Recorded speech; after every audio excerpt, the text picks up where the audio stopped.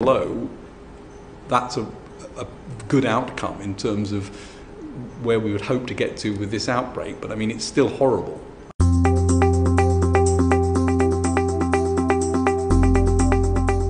One of the things that I understand the modelling says is that roughly, and it's obviously very, very approximate this, one can count on there being around 1,000 cases for every death that you have, which would mean that there's potentially now about 55,000 cases. Does that feel right to you? That is what we've tried to get a handle on that in SAGE, and we put all the modelling information together.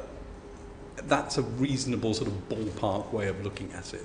I don't think, it's not more accurate than that.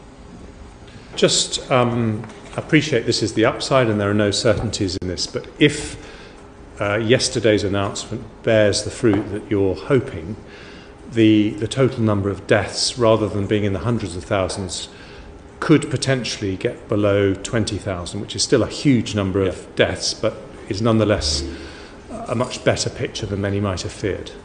That is the hope, that we can get it down to that. And to put that into perspective, every year in seasonal flu, the number of deaths is thought to be about 8,000 excess deaths.